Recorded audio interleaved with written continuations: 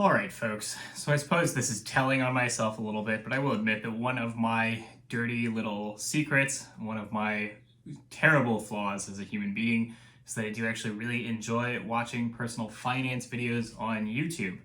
And this is partly because I think that the personal finance sector, sphere, whatever you want to call it, has a lot of the same problems that you see in the fitness industry, which is to say that in reality, the rules that you need to follow are actually pretty complex and, not terribly secret, have been talked about for a very long time. But the reality is that there are just so many complicating weirdos out there who are constantly trying to get rich quick, selling, some new thing that they've invented or whatever. And as a result, the space gets a lot more confused and harder to follow. And so lately, I think that I've been following a trend in especially like the most popular finance YouTube channels, which is basically that they're all lying to you in order to make money, selling you some big new scheme, and they're profiting off of you. And they are doing that in a way that is very funny because it directly contradicts the rules that they're like the lessons that they are supposed to be teaching you. Now, I will say that this applies mainly to the biggest finance YouTubers, guys like Andre Jick and Graham Stephan, Meet Kevin, folks like that. It doesn't apply so much to smaller channels, and I will have to say that I do actually really respect a lot of the smaller channels for coming out and criticizing those bigger channels for what they've done. And so in particular, I think that channels like The Plain Bagel have been really good about it. Financial Diet has also been very good. And then, of course, there's guys like CoffeeZilla who are, exposing scams and things like that. And in the end, they kind of end up coming around for those, sort of finance adjacent type people. Anyway, so I think that part of the reason the finance sector, sphere, whatever you want to call it, is so interesting is because it's about money. Like everyone wants to have more money. And, so when you talk about things that might earn people money, people are going to be willing to pay for that. In the same way that you can make a lot more money selling business to business as a service versus business to consumer, because a business is going to be willing to pay more money if they know that it could earn them back more money in return. Now, the difference is when you are selling sort of these get-rich-quick schemes to the average consumer, you can make a lot more money because you're tricking them into thinking that you are going to, again, earn them more money in the long run. And so I have seen a lot of really bizarre things. In particular, one thing that has been a really big stain on these big YouTubers lately is the whole collapse of FTX and the whole Sam Bankman-Fried debacle. So essentially, FTX was one of the biggest crypto exchanges, and FTX sponsored a lot of these financial YouTubers. And then, of course, they would then do, sponsorship links and things like that, affiliate links, to get you to use FTX. And of course, folks like Graham Stephan and Andre Jick made a lot of money off of FTX. And then, of course, it turned out that FTX was basically just a huge scam and it all collapsed. And Sam Bankman-Fried is now, exposed for kind of just being a weird little guy, which, I could have told you that. I could have told you that Sam Bankman-Fried was just a weird little guy if I had ever heard about him beforehand. I had literally never heard about Sam Bankman-Fried until now. I don't know what world we live in that you can't just look at Sam Bankman-Fried and go, look at that man. Look at that man who insists on going by 3 names at once. Look at that man with that hair. Would you trust that man? I would not trust that man. I would never trust that man. This is all to say that obviously this was very embarrassing. And so, of course, all of these financial YouTubers had to then come out and create videos where they apologized for it. And in particular, there was actually then a video where another guy that I follow, Spencer Cornelia, actually defended them and said, hey, how could they have been expected to know? And the answer was, because that violates the rules that you are teaching people. You're supposed to be teaching people the simple rules of personal finance, which is basically like, hey, pay off your debts, have some savings, and invest safely in, the stock market or bonds or whatever. And, don't buy into new speculative assets that, probably are going to turn out to be scams and, are promising returns that seem unreasonable. And yet, as these financial YouTubers would sort of tell you these lessons, they then turn around and promote these products. They promote FTX. They promote Masterworks, which is basically like, hey, what if you invested in paintings and we gave you an outsized return? Does that sound like it could be a scam? Probably. And then there's things like established titles. Hey, give us some money and you can be a lord in Scotland. Okay, sure, whatever. And then, of course, there's just been an insane amount of shilling for NFTs and for cryptocurrency at a time when NFTs and cryptocurrency are, generally just getting rug pulled and revealed to be scams left and right.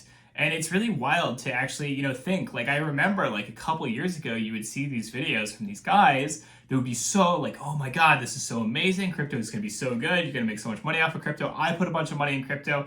And then, now, a couple years later, their tone is severely changed. And they're like, well, I put money in crypto, but you got to be careful. You can only use a small amount of it and blah, blah, blah. And it's like, hey, do you think I forgot? Do you think I forgot when you were, recommending these products so much more confidently than you are now? I didn't forget that. That was like 2 years ago, man. That wasn't even that long ago. And it's wild to, again, see, like, they then come out and have to make an apology about FTX and all of that, but that doesn't stop them from continuing to shill the same, sorts of schemes over and over and over again. And to be fair, this has had some consequences. Some of these YouTubers are definitely starting to feel the burn a little bit.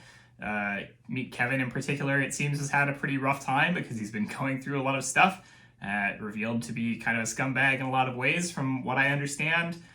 Graham Stephan, really did not do well in terms of responding to the whole FTX thing, and I think that caused a lot of ill will towards him. So there certainly have been some consequences.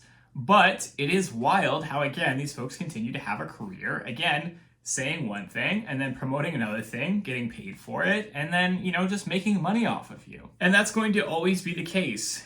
Again, in pretty much any sector, in pretty much any sphere. I talked recently about Liver King and how Liver King in the fitness industry is kind of the perfect example of this. Somebody who is just a scammer, who is just out here to, make a really big following, just being very flashy and interesting and weird and noticeable, and then doing all the things, pushing all the right buttons, and then doing that just in order to sell, whatever BS supplements or garbage stuff that the fitness industry is selling. It's the exact same thing in the finance sector, except, just selling you, garbage speculative investment ideas and things like that. Another incident that I found incredibly funny was that basically, a few years ago, there was this guy who was called the Dogecoin millionaire. Another kind of guy where, again, in the exact same vein as Sam Bankman-Fried, I could take one look at that guy and tell you that no one should ever put this man on television or give him a platform of any kind. Very weird-looking guy who had made an incredible amount of money, like a couple $1 million, by basically just buying Dogecoin at precisely the right time and holding on to it.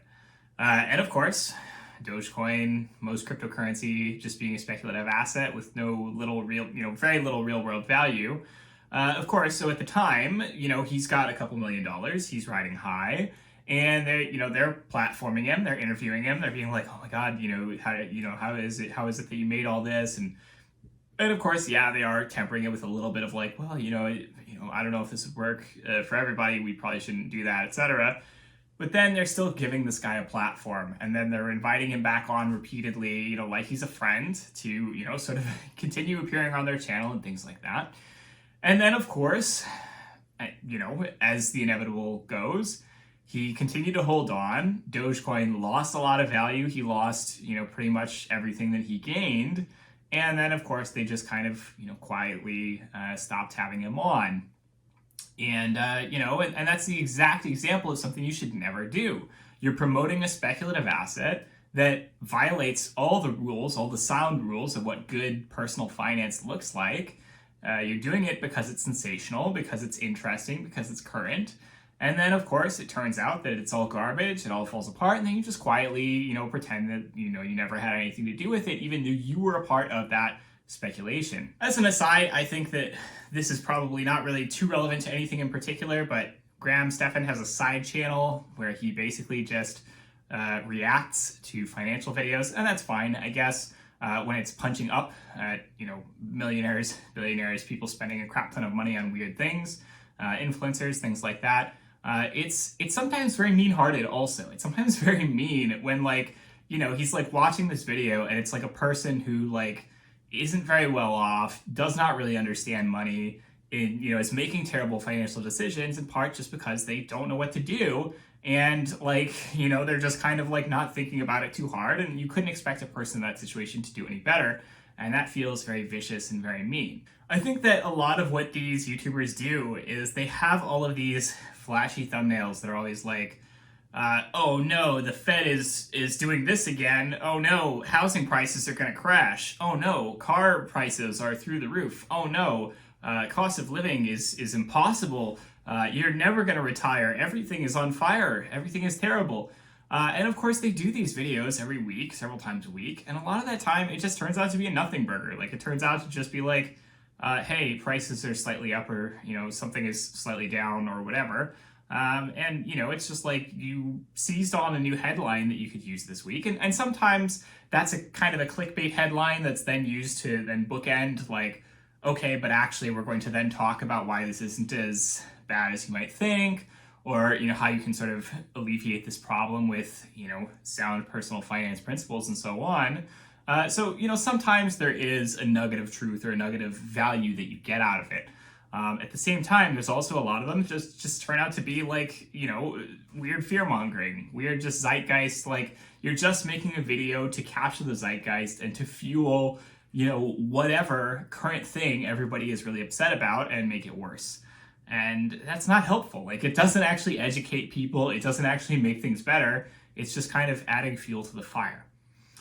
So, you know, maybe don't watch them. I don't know. I still do it because, again, it's a bit of a nasty habit that I have, and I kind of have this, you know, car crash sort of thing where now I can't look away.